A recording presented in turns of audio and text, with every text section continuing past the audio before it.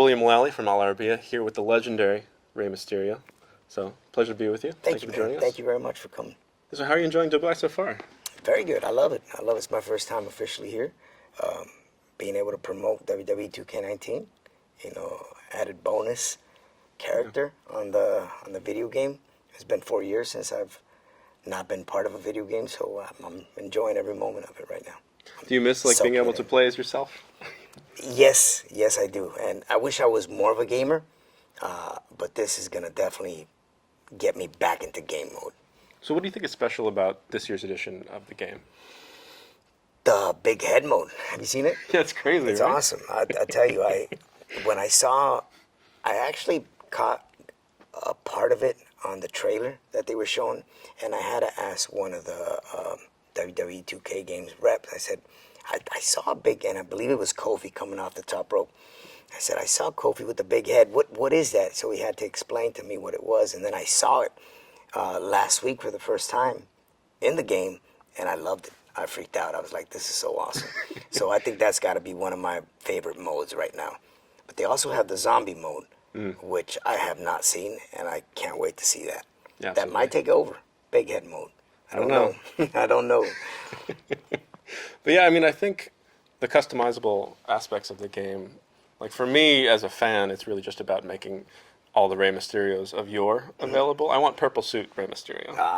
So you're not a big fan of the Royal Rumble, the black and yellow? It's great too. Yeah. But it's just, that was the one. I think that was the first moment for me. All right. So you never forget your first Rey Mysterio match.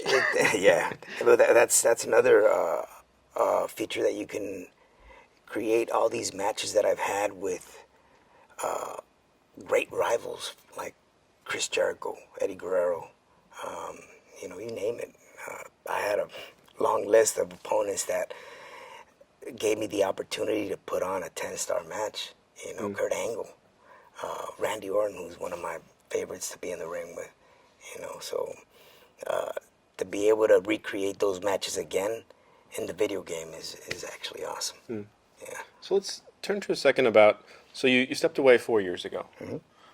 How do you feel that your perspective on WWE has changed in that time, with coming back this year at the Royal Rumble? Do you feel like you look at it differently, or you feel it differently? I mean, how different is the Rey Mysterio in 2018 different than the Rey Mysterio in 2014? Well, the Rey Mysterio itself is definitely been the athlete and the person that has been staying more consistent with how to feel better and how to make this career, how to take my career and make it longer, how to create this person and be able to get more years out of my career. Having 8 surgeries on my knee has been really tough, and that was one of the main reasons why I had to step away. Because as you know, when you sign up to be part of the WWE roster, it's a grind. Yeah. It's a grind. And don't get me wrong, I loved every moment of it, without a doubt. But there comes a time where your body just says, okay, you gotta slow down a little bit.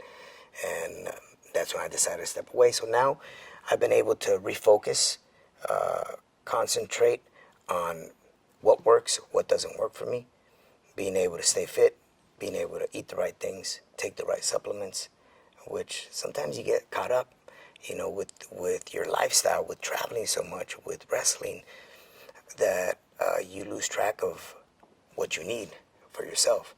And that's probably the best thing that I could have done. So now, if the opportunity came back and we came to a mutual agreement, I would be ready to come in there and break the house down. Yeah. Do you feel like WWE, in your conversations with them, obviously you've had these great moments already this year, do you feel like WWE is more welcome to bring you back and being understanding of the fact that you can't be out there 300 nights a year? I'll tell you this, I've never been rejected, or I've never felt rejected by WWE. If anything, from the moment I left up until this moment, I've always felt like the doors have always been open, and that is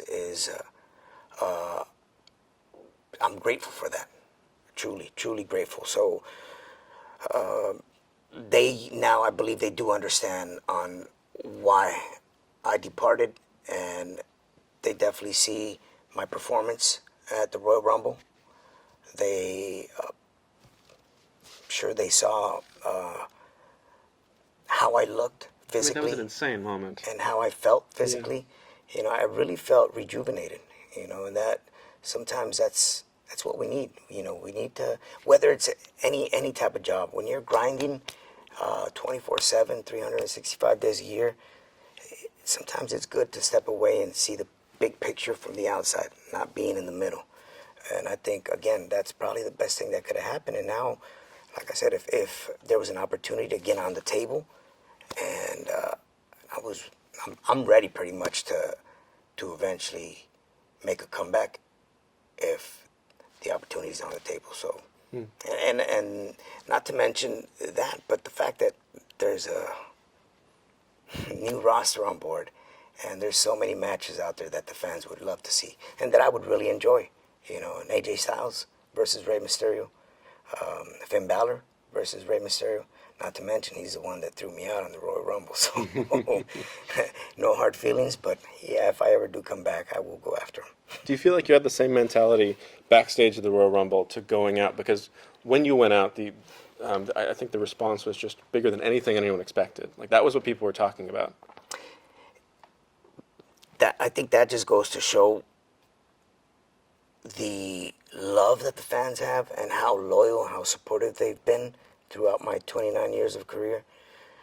And it also goes to show how when you plan on giving the fans a surprise, that's how the fans should react. So it was a surprise for the fans, and it was a surprise for me to hear the reaction that I got, the ovation, because my adrenaline was, boy, I could not get my heart from pumping that hard. Even after the Rumble, when I was backstage, my adrenaline was going full blast, and it was a feel good moment, you know. And I still talk about it, and you know, I get hyped up. Just talking about it, thinking about it. Obviously, during the time of me running out and making my entrance and doing what I did in the ring, sometimes you get so caught up in the moment that you don't really get to enjoy that feeling. And I think that happened with me, and I enjoyed it twice as much after I sat back at my house and was able to watch the complete version of it, just from me not being in the ring, just me sitting back at home, you know, on my couch, being able to enjoy it. Do you feel like being in the ring and wrestling fulfills you in the same way that it did when you first got in when you were 14 years old? I mean, do you feel like the love is the same, or do you feel like it's a different sort of love? The love is definitely not gone. It's there. It's on a different level, though. It's just, you go through phases, you go through levels in your career, and the moment that I stop feeling what I feel for this sport, that's the moment I need to step away.